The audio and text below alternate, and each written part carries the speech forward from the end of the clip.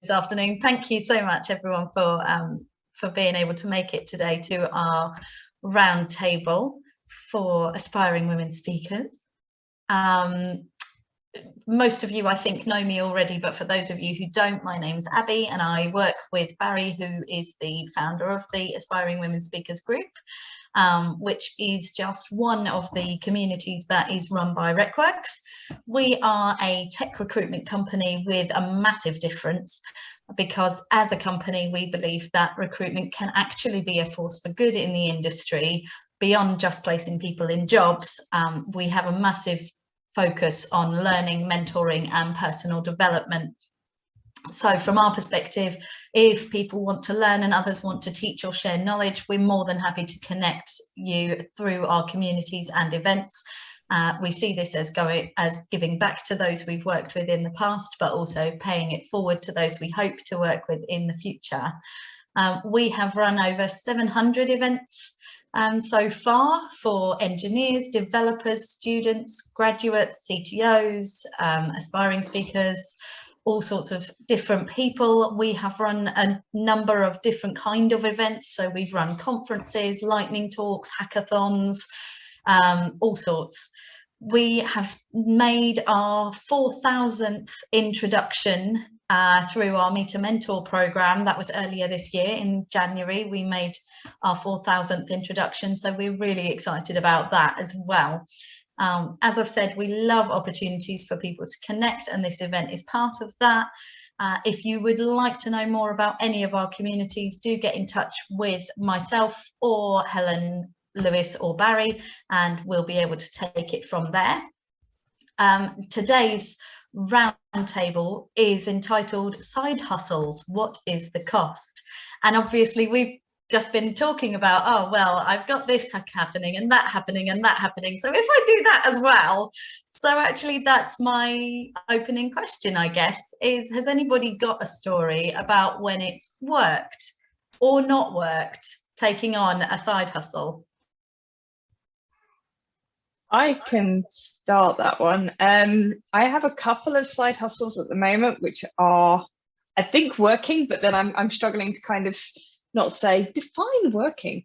I really didn't like, and I didn't have, because I didn't want any side hustles when I was younger. Working was bad enough, let alone doing stuff outside of my work hours. I'm like, why would I do that? And I didn't see any value in them, and I wasn't interested. I've taken on 2 at the moment that are both book collaborations, so they're a lot of work. And I, like everybody else on this call, do some public speaking and attending conferences. And sometimes I think we don't consider those to be side hustles, but I think they are, because, they're outside of your 9-to-5 schedule, if you will. But for me, the only reason that my current side hustles are working is because I'm invested in them and I want them to work and I want them to succeed. So that's a big part of it for me, is, where I'm at mentally and giving my commitment to them. Yeah, I think that's a fair point. It can't be forced, can it? Because talking about that kind of things makes me think about, so I've got obviously the conference speaking stuff in the background. But when I started doing conference speaking, I was in a very different situation. So rather than being able to carve a bit of time, like maybe on my Friday afternoon, to work on a talk or something, which is a very fortunate situation I have at the moment, I've been in roles before where you don't have that just because of the nature of the job. And the time that I would actually use, like, for example, when I was writing an experience report for a conference last year, the time was actually nap time on a Saturday for my son, not for me, because I was writing. But that obviously has a personal cost associated with it, because you're carving out your weekend when maybe you would do other stuff, like maybe you'd be taking a break to watch stuff, or, take the little one out for a walk or whatever. That time, obviously, you don't get back because you've invested it in something else. So that might be a good example of a personal cost. But at the same time, it was something I really enjoyed doing and I got great benefit out of it. If I felt like I was doing it because I had to, I would probably feel a bit more resentful about it. Yeah, that's true. So it is a balance though, because obviously sometimes you want to do it, and you, as long as it feels like using that time is well used in that alternative endeavor, and I think it's okay. Excellent, thank you. Anybody else got any thoughts to add to that? I think it's like, I guess it's also, do you always get paid for it? Because like in some industries, you're not allowed to get paid, or like you just tell them like, hey, can you like donate it to a charity, or, you know, like there's also that side of it. Is it like, why are you doing it? So like, are you doing it because you want an extra source of income? Are you doing it because you want to build your personal brand? Are you doing it because you're looking for new jobs or opportunities? And, you know, like if people know who you are, or you have like a better presence, people are going to be more likely to interview or offer you a job. I think like there are different, like, you know, like there are different costs to it, but also there are different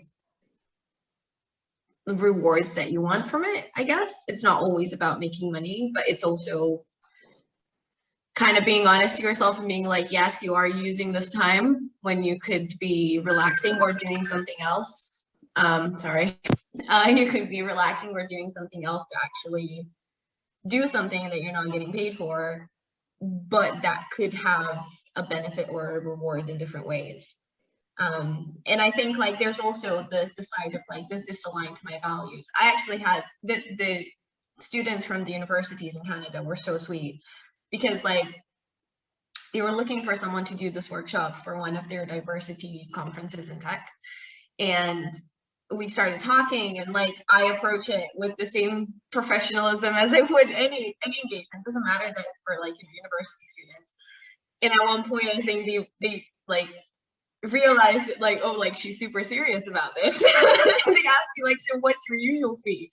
And I was like, I don't charge for things that align to my values and for things that I want to support. Like, yes, if you were a multinational corporation and you're asking me to come and do this for you, I would ask you for money, because, you know, it's my personal time, it's my effort.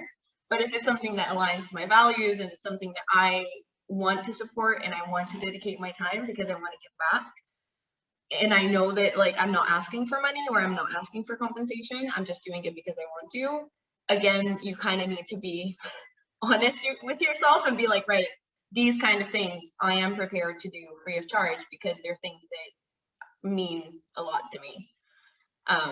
So again, like, you know, there's a cost, but there's a reward, but the reward is not financial, it's like intrinsic to who you are.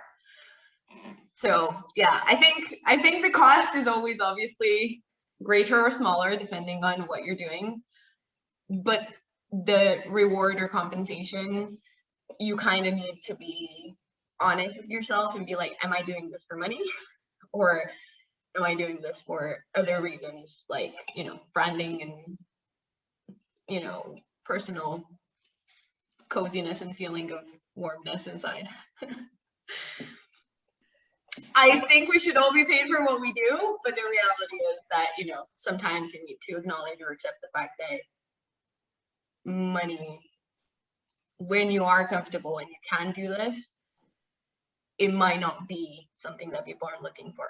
And it was nice of them to ask, you know, like, would you like to be paid? And how much do you charge? I think like I love hearing that from people, because that means that they do value your time and they do value what you do. But obviously at the end of the day, it's your decision if you want to get paid or not for it. And you know, your personal circumstances and how much you do need the money or you want the money. But it's always, I think it would be great if more people started a conversation with, so how much do you charge? Because then it's kind of like your decision. Does this align to my values and I don't want to charge them anything? Or, you know, yes, I will charge you because I know you make a lot of money and I think that's fair because my time is precious to me. But unfortunately, not a lot of people do. Not a lot of people come and ask you like, how much money would you like for this? And I don't know if it's a women thing or if it's a, you know, this kind of like toxic tech rock star, you know, like influencer thing where like people are like, well, you probably make money from something else or like from sponsors or whatever. And it's like, no, not everyone does. Most people don't make any money from all their side hustles. And even like with Helen, I don't know what your royalties will be on your book, but even with the book, like the actual money that you make from a book is not really, it might be like £10 a month, if that, if it sells really well.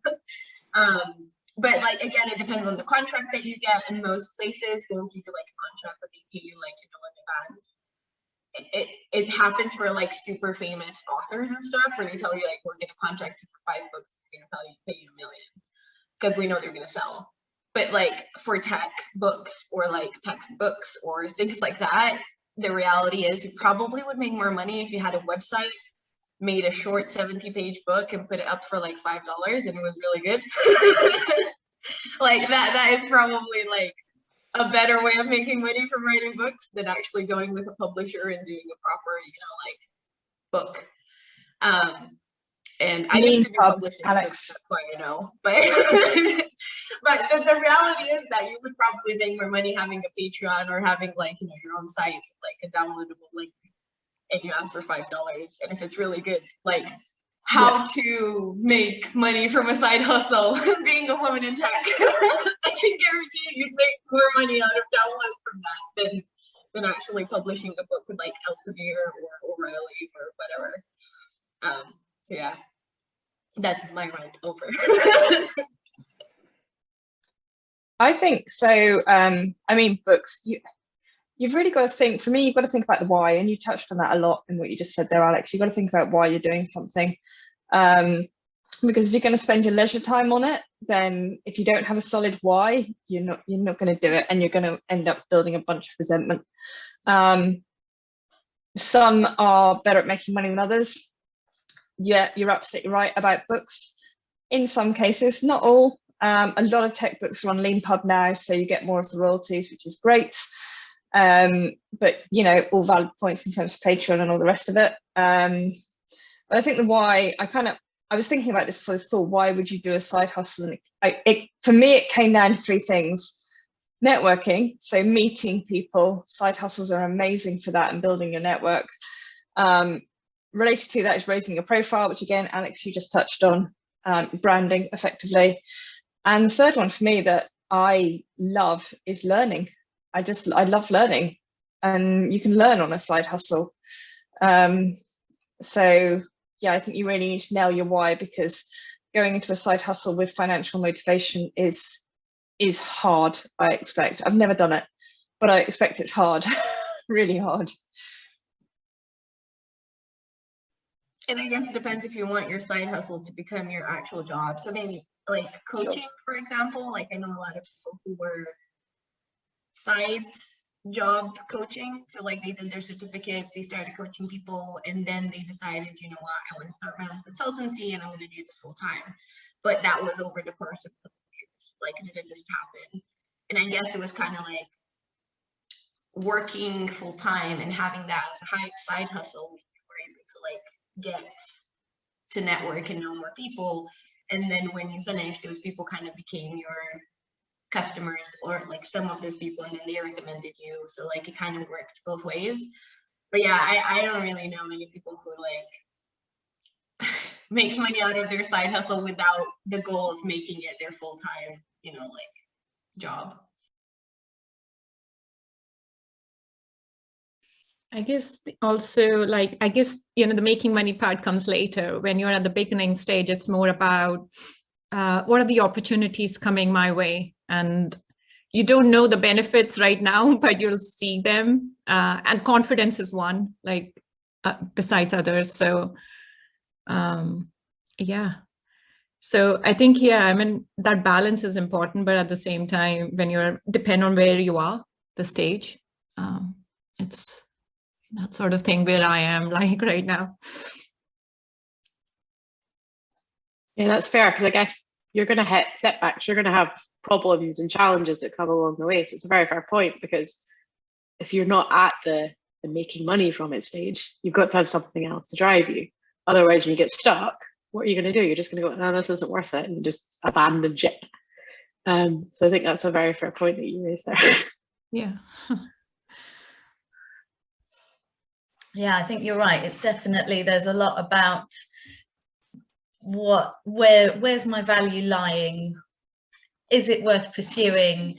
If it is worth pursuing, is that because of the money, or is it because there's another benefit to it? Like you guys have already said, you know, is there another reason that I would go for this? I'm really sorry, my chair's really creaky. I think I need to replace my chair. So another question that we got sent through on our sign up for this event was, where in your CV do you put your side hustles? Any thoughts on that one? So I have a dedication. So go on, Carly. No, on you go. I think it depends. I'm like, that's such a good question that I can't believe it. Yeah, they're not on my CV. I'm rubbish. I do two things. To be fair, I never had them to start with, and someone said, your stuff's not on here. Why is your stuff not on here? Because I also at one point didn't have, to be fair, Helen, there's also like, is it on a website or a medium to advertise yourself is another fair point, because you were the one that nudged me and said, Carly, you need a website for this stuff. So I got half of it, right? Yeah. So I've got it in two places. I've got a link to my personal website at the top of my CV with the other links that are useful. So if you've got a GitHub or a LinkedIn or something, I've got those references at the top. But I also have, after education and after like key work experience, I've got my selection of I've got a selection of my talks listed and my key publications. I don't have all of them because you then get into this territory of your CV is too long. Yeah, so you try and pick like maybe the key highlights. So if you've done a talk at multiple meetups and then a conference, maybe put just the conference down, and then on your website you can put down where the additional links to the additional sessions if you want, and then that way if people want to get at it, they can go via your website. So that's how I've done it. But how have other people done it, or how have people not done it, as Helen was suggesting as well? They're not on my CV, and that's a miss on my part, but I've done it on the website route. So I have a page on my site called, I think it might be called Talks or something equally unoriginal, and I think the other tab is called Books or something equally unoriginal, and I have that there with just the lean pub links so that I can, you know, point people at it and keep it up to date. I also have a featured on, so if I do maybe a panel or a podcast or something like that, then I can put that stuff on my website, which is really good for brands. And I suppose they are side hustles as well, although yes, to your point, Alex, I have never been paid for any of them.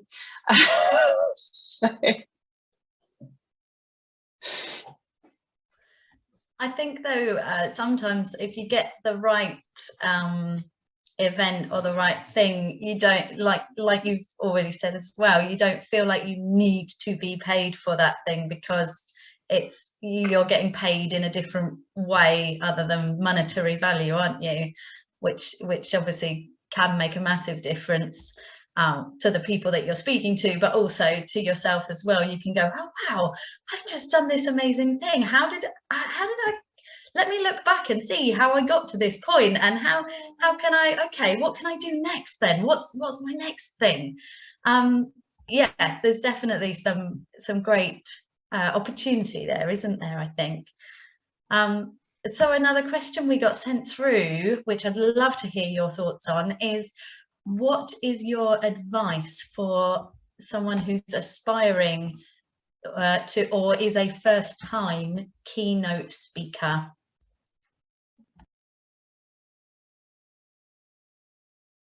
All right then. I think I know who sent this question in, and I'm not sure they're on this call. I would love to know the answer, because as I've never done a keynote, I would like to in the future. I'm intrigued.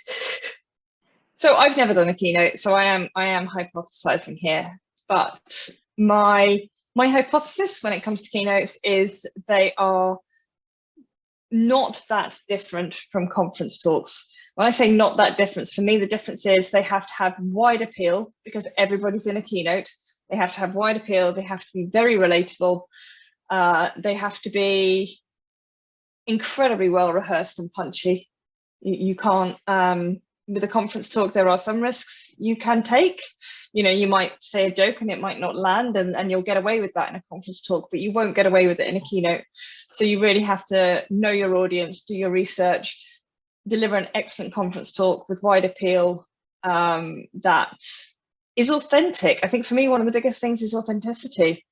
And it took me the longest time to learn and realize this, because actually I don't even know why, because now I've realized it, it seems really obvious, but I spent ages pushing against it and saying, well, I'm going to give factual talks and I'm going to do this and I'm going to do that. And when I stopped and just started giving talks based on my experience and what I knew, and more importantly, what I didn't know, and an area where I was authentic and had real life stories to tell, everything becomes a whole lot easier. I mean, conference speaking is not easy, full stop, but easier on that scale. So yeah, that would be for me. When I go and watch a keynote, that is what makes an excellent keynote for me.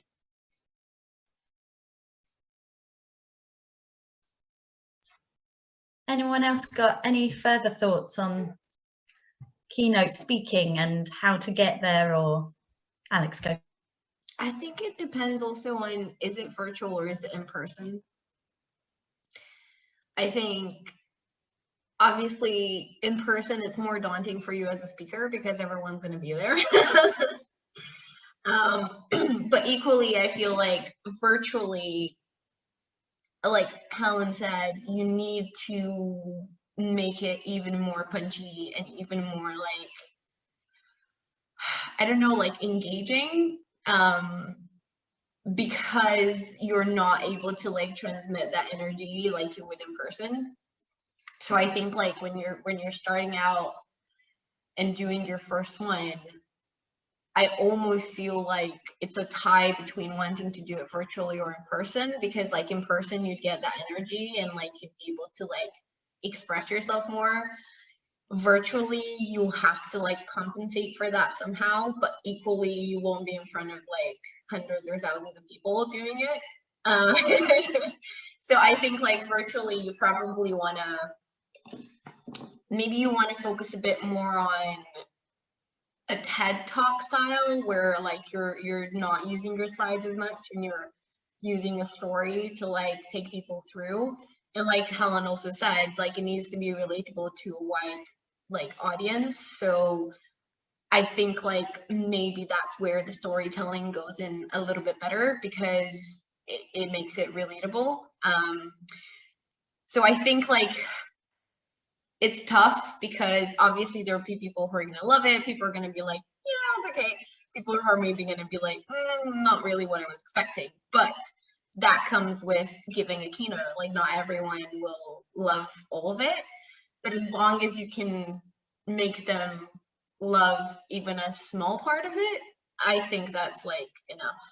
Like if one person remembers one thing from there, that's a whole load of people remembering you for that talk. And I think the keynotes that I've been to that have been the most like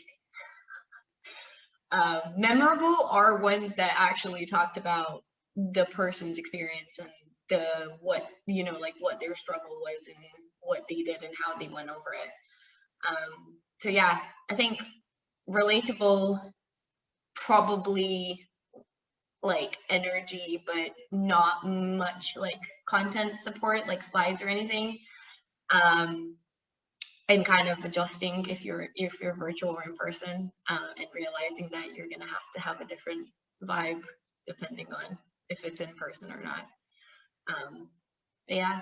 Also, I hate keynotes that are like 50 minutes to an hour. Honestly, I think 30 minutes, 40 minutes max is enough for a keynote. I know that usually conference organizers like to do them very long, but the reality is you could condense what you would say in 50 minutes to be 30 minutes.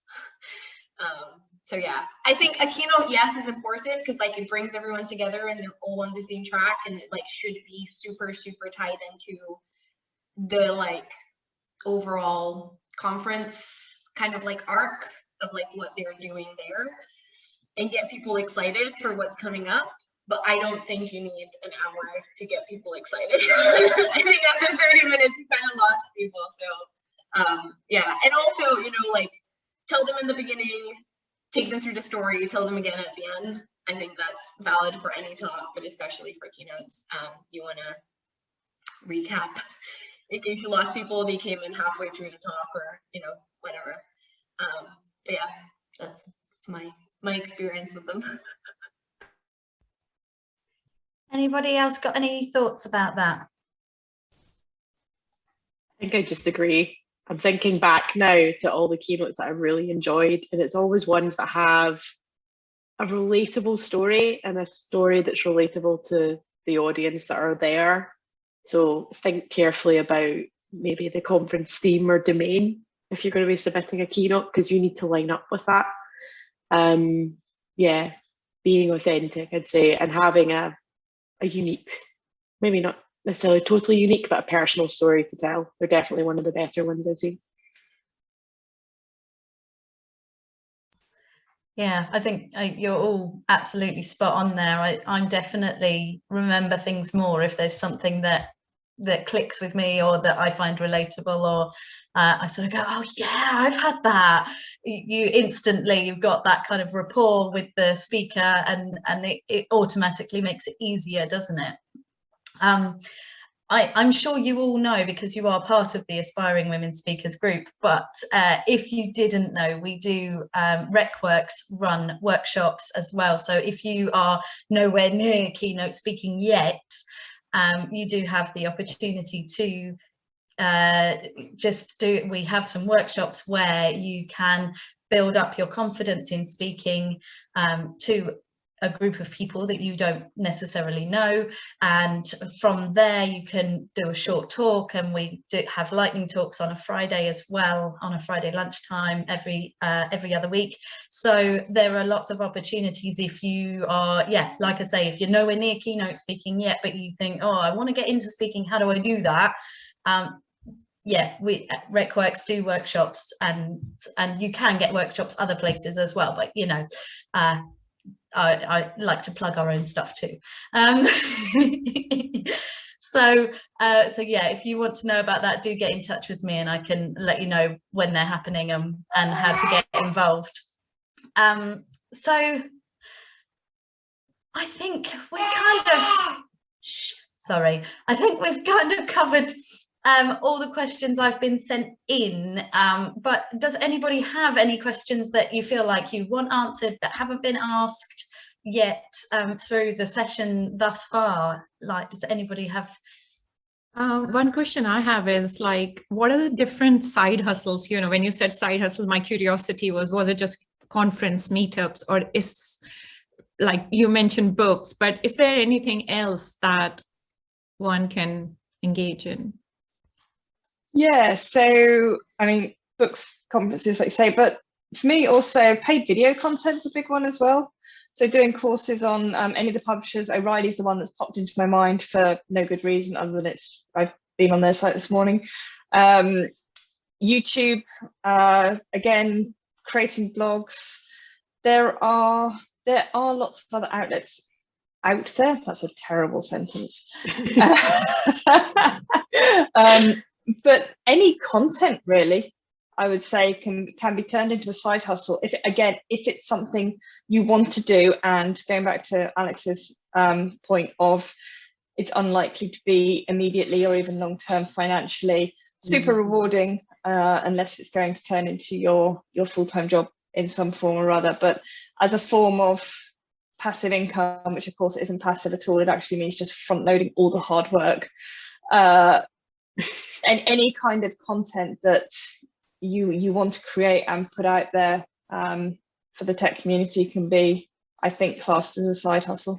Yeah, I guess coding is some coding projects as well. So yeah, you might absolutely. Have katas. Yeah, katas, spare time coding that maybe you end up seeing has legs, and then you start to build your own app on the side, maybe. Open source contributions could be another one. Not all necessarily paid. Some of it is more recognition, kind of, you know, getting your name out there, those things we talked about, but they're worth noting as well, I'd say. Okay, thank you. I would also say things like SuperPeer and LinkedIn Learning. I haven't done any of that personally, but I know some other creators who've been doing that. So like LinkedIn Learning, you'd basically create your own course, and you'd like put it on LinkedIn Learning, and you'd get paid if people buy your course, basically. I think there are a couple of other things like Udemy and some other places where you can get that. So you can be a content creator for their platforms, depends on what your topic is and like what your audience might be. I think like LinkedIn Learning is probably an easy one because most people will have a LinkedIn account, and maybe opens up more audience than just your area of specialty, especially if it's a course, for example, for giving keynotes or public speaking, or how to start your own side hustle, or how to write your own content. That might be something that you might want to consider. There's also, you know, SuperPeer is kind of like you get paid to mentor people. So you can use your expertise to make money if you wanted to, and you know, you can get people to pay to spend time with you, basically, and you can advise them with whatever they are. So for example, if you were like a Java software engineer, you might want to offer, you know, basically office hours, paid office hours, to help people either looking for a job or having, you know, struggles getting from junior to senior engineer or whatever they're looking for. So those are a couple of other examples. And obviously you can then do things like workshops. So if you are a facilitator or a trainer, you could either set up your own or become part of some agencies that hire freelance facilitators to do that, depending on your area of expertise. So it kind of depends on what your what your area of expertise is and what kind of side hustles you'd like to do, whether it's speaking or content or video content like Helen said, or if it's writing books, or if it's actually giving one-to-one feedback and mentorship. There are opportunities, but again, you know, it depends on how much time you want to dedicate to it. I know people who have been creating their like own program to get junior people into design roles, and they run like a cohort for 20-30 people every month or every 2 months, and people pay for the course, and then they get also like a 1 hour of one-to-one mentorship with the person who's delivering the course, and they have like this content they've created, it's like 10 lessons. Obviously that takes a lot of effort, but equally I think like the course is something like 500 to 1,000 pounds. So if you think about it, they're making a lot of money in the span of a month, each month. And because they have such a good graduation and like job securing ratio and percentage, and they have so many good reviews from their students, they're actually getting more and more like people on the course, which means that they're increasing their income even more.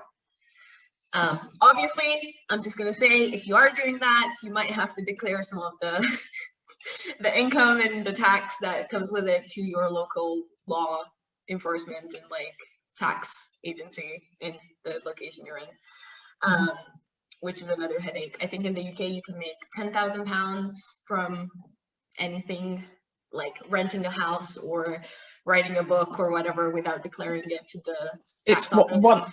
1,000, Alex. 1,000? But, I thought it was 10,000. For a side hustle, but your taxable allowance is something like 1,200. 12,050, 12,500 is your personal tax-free allowance, but yeah, money coming in outside of PAYE, if you're paid on PAYE, I believe is £1,000. So I could get £1,000 of income from a book before I have to start declaring it. yeah. So 10,000 would be lovely, but not any additional regulatory or compliance things in your home country or the country that you're operating from. So yeah, it's you know, it brings its own headaches if you're doing it alongside your main role. Yeah. Also, make sure to check with your employer if they allow this. Yes, certain domains you need to register particular business interests are outside your normal day-to-day. So Alex, that's very true. Definitely double check that. We both work in highly regulated industry. Well, we work in the same industry in highly regulated companies, so it can be a headache. That's why I said, like, sometimes people will not accept the payment because it brings more headaches than the benefits of getting the £100 or something. Yeah. So yeah. Very useful to know. I appreciate that. Being honest. Thank you. Fantastic. Has anybody else got any other questions that you feel haven't been asked or answered yet? Not a question as such, but keen to hear what others' thoughts are, because I've been thinking about this a lot as well. Do people think the timing of when you should do these things is something that people should consider as well? I think it might be quite easy to just say, oh, I really want to do this, or really need to do this, and go off and not really think about having the space and the availability. Thinking back to the start, Alex, when we were talking about, oh, I've got so much going on. So if people got any tips for how to figure out when is the right time to do these things? Questions you should ask yourself.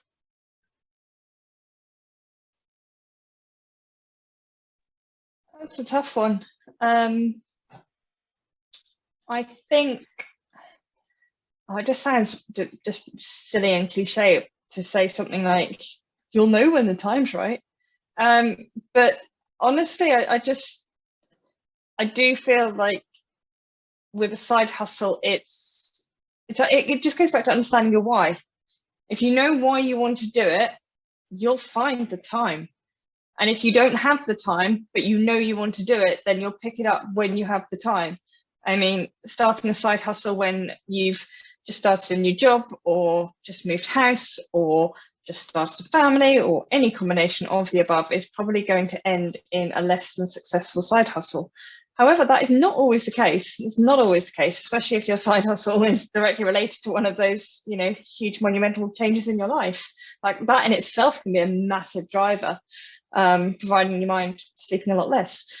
So yeah, I think once you know your why, you will find the time. I mentioned this in one of my talks, and it's the only thing we have is time, really. And when you kind of boil it all down, I still have, believe me, I have no idea where all the time in my day goes, absolutely none. But I know I will sit in front of the TV for 2 to 3 hours a day minimum, and I don't need to do that. That's my self-care. That's my self-care routine, because I want to do that, and that's how I wind down. But I don't have to do that. I could spend that time on a side hustle, providing I want to, because I understand my why, and my why is something that I want. So why am I doing this side hustle? Because I want to raise my brand, or I want to make money, or whatever it is. So yeah, I think it for me, it's a bit of a when the time is right, you'll know type one. Yeah, I think that makes sense. That's what I was thinking as well. I think back to that point. Infuriatingly unhelpful.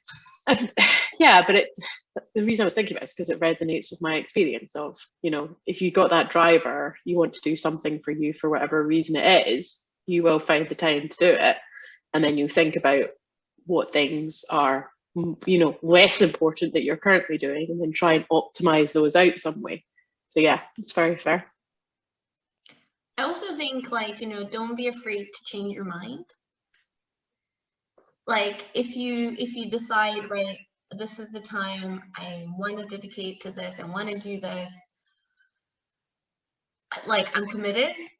If in 6 months, a year, you're not committed anymore, or you feel like it's always a pain and you always kind of like want to delay writing the article or applying for that conference, it's fine to take a break, or it's fine to change your mind and be like, you know what, at this moment in my life, I can't do this anymore. Like, I think it's super healthy, every 3 months or 6 months, or whenever you're feeling like, should I, shouldn't I, that you like have a chat with yourself and you're like, okay,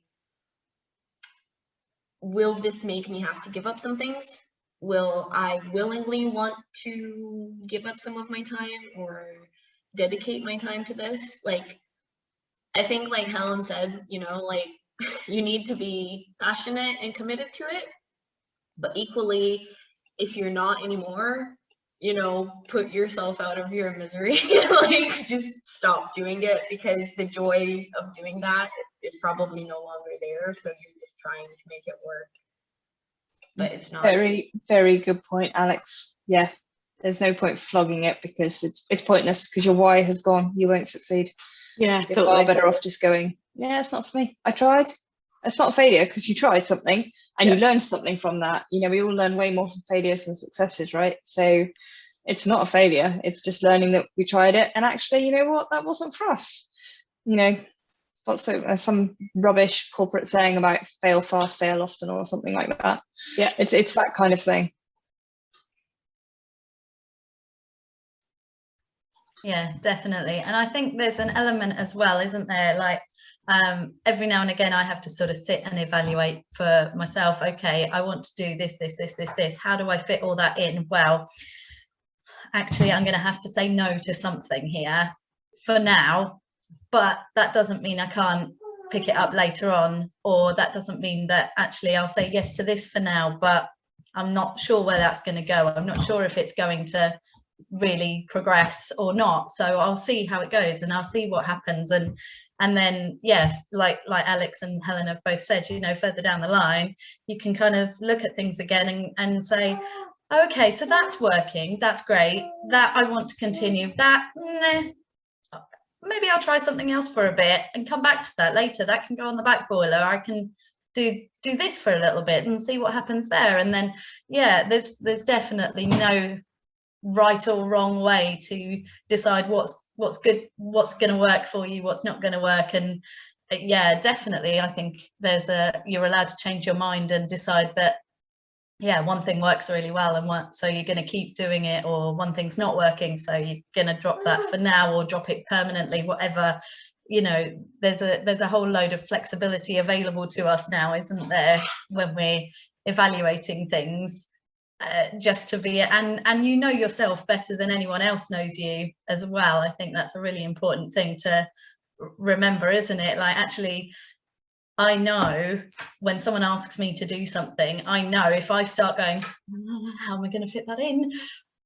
Chances are I'm going to have to say no, even though I would really want to do that thing. I know that if I'm starting to panic about it just at the thought of it, now's not the right time for that. But that doesn't mean I'm never going to do it. It just means that now isn't the right moment. And that, yeah, I think you do learn that as you go along, don't you? And you pick that up through all different spheres of life, and it can apply to any other sphere of life, can't it? I think so. Fab. Are there any other questions, any other thoughts you'd like to share this afternoon, ladies, before I bring us to a warm close? I think the last thing I'm going to say, and this just crossed my mind now as you were talking, Abby, boundaries are a very important thing, and unfortunately not a lot of us are taught about how to set, respect, and enforce boundaries in our personal and professional lives. And I think maybe before you kind of throw yourself full on into like the side hustle and the job and everything, you might want to decide what your boundaries are and how you're going to enforce them and how you're going to make sure that you're maintaining them and you're not letting things just escalate and make you get to a point where you don't want to get to. I've only recently understood and set my boundaries properly, and it's changed. It's changed the way I live my life, including the conversation we had earlier about, you know, like, I'm thinking about doing this, but then I had a chat with myself and I was like, nope, I'm not doing this. And Carly said the same thing, you know, like, I think boundaries are something super important. Yes, we all want to be successful and do a million different things and try out a million different things, but first you need to be super honest with yourself about what's your limit and what are your expectations, because I don't think anything good ever happened to happen because, you know, you went and kind of like spread yourself too thin to the point of breaking, and then you had to kind of like reel in and recover because of that. So yeah, I think boundaries are important before you throw yourself into the world of content creation and side hustles and everything else. And sometimes, you know, just having a job, quiet life, enjoying your free time is good. There are many people in this world who do that. I think maybe sometimes we're too hard on ourselves, thinking that we need to be better, do more, when realistically, in the time and age we live in, we could do so much less if we chose to. I think, yeah, obviously, you know, all of us here, we kind of dabble and do these things and we enjoy doing these things, but we do them because we enjoy them. And like Helen said, we know our why and we know why we're doing them. But equally, you know, don't feel pressured. It honestly, it's finding your balance. And I know this is funny, but I did a course on finding your ikigai, but basically if you want to Google that and try to find that in your life, that is where you want to be. And it's like, just, you know, sometimes doing just enough and doing just your job is not just, it's doing your job and enough, you know? So yeah. And I think like people go through like peaks and troughs of doing a lot and then they do too much and then they kind of like do nothing. And I've done that before. I think like last year in the summer, I actually told people I was like, I'm not doing anything else because like I've done too much and I'm at the point where I'm like, I just need a break. And I think like that's why it's important to like have your boundaries and understand your limits, because if you do that and you're just like in the middle, you never get to that, I'm sick of this, I don't want to do it for a year, or I haven't done this for a year, I feel like I need to do more. So yeah, it's hard, but I mean, like, that's, you know, it's self-improvement, it's life, you have to learn from your mistakes, hopefully, and just do better for yourself next time. Yeah, I'm definitely with you there. Boundaries definitely help me a lot. But yeah, it's taken me a long time to get to the point of going, oh, that's why I need, yeah, that's why I need my boundaries. That's right. Yeah, fantastic. Well, thank you so much, ladies, for joining me this afternoon. I've really enjoyed that discussion. It's been really interesting for me, and I hope it's been useful for you guys as well. If you would like the recording, just link up with me on LinkedIn and I can send you the YouTube recording when it's ready. And we look forward to seeing you at some of our other events that are run by RecWorks as well. And it's been really great to spend this afternoon with you. Thank you so much for your time. Have a great rest of the day. Thanks, Abby. Thanks, Abby. Thanks, everybody. Bye. Bye. Bye.